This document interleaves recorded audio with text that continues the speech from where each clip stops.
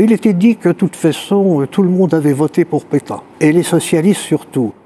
Moi, j'ai retrouvé dans les textes que M. Léon Blum a réuni la veille 60 parlementaires socialistes pour leur demander de voter contre, y compris de voter contre le lendemain matin la révision même de la Constitution. Il n'a pas été suivi. Alors lui a voté non, mais une grande partie de ceux qui étaient de ces 60-là ont voté pour. Il y avait un désarroi total. Moi, si je n'avais pas eu mon père, je pense que j'aurais été dans le même désarroi que les autres. Moi, j'ai toujours entendu, même des résistants, même ceux qui étaient les plus vigoureusement anti-pétainistes, etc., dire qu'en 40, si on avait consulté le pays, la majorité écrasante aurait voté Pétain. Et je me souviens de ce que me racontaient ces gens qui avaient vécu le 10 juillet 40 à Vichy, qui me disaient que ceux qui avaient voté non se faisaient insulter dans la rue par des gens de bonne foi, qui étaient persuadés que voter non, c'était une mauvaise manière faite à un grand héros et à un grand soldat qui allait sauver la France. Et je me souviens de ce que m'a raconté François Blanchot, qui était député maire de Saint-Nazaire. Un ouvrier chaudronnier, socialiste de toujours, syndicaliste, il a voté oui. Et je lui ai dit, mais pourquoi tu as voté oui? Il m'a dit, j'ai voté oui parce que je ne savais pas. Il m'a dit, je suis arrivé très tard à Vichy, à 11h du matin. Il y avait eu une réunion du groupe socialiste le matin, et en arrivant au casino de Vichy, je trouve sur les marches d'escalier Léon Blum entouré de 3 ou 4 camarades qui sortaient de la réunion, qui descendaient les marches. La réunion du groupe est finie, Léon Blum me répond oui. Et qu'est-ce que vous avez décidé? Et Léon Blum m'a répondu, on a décidé de ne rien décider.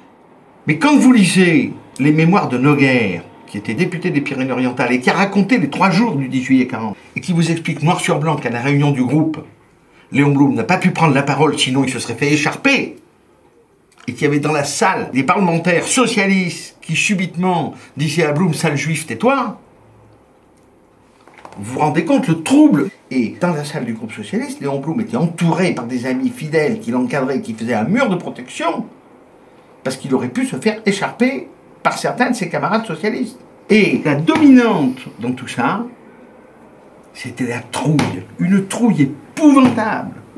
Ils étaient terrorisés, jamais ils auraient imaginé que cette République qu'on avait construite depuis 1875 patiemment, qui avait combattu l'Église, qui avait fait la laïcité, qui avait fait la séparation, qui avait gagné la carte 14, etc., subitement, que tout ça allait s'effondrer brutalement.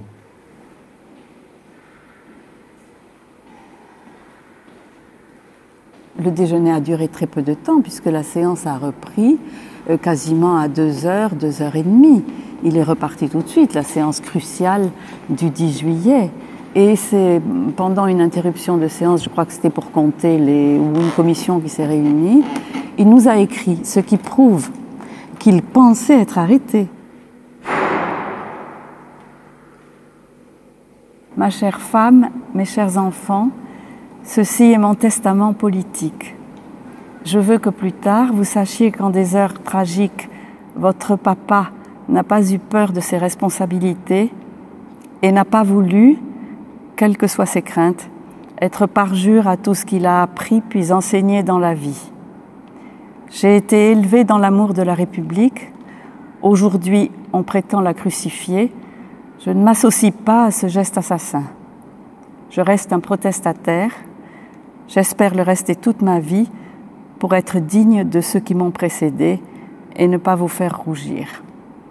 Je vous embrasse très affectueusement, papa.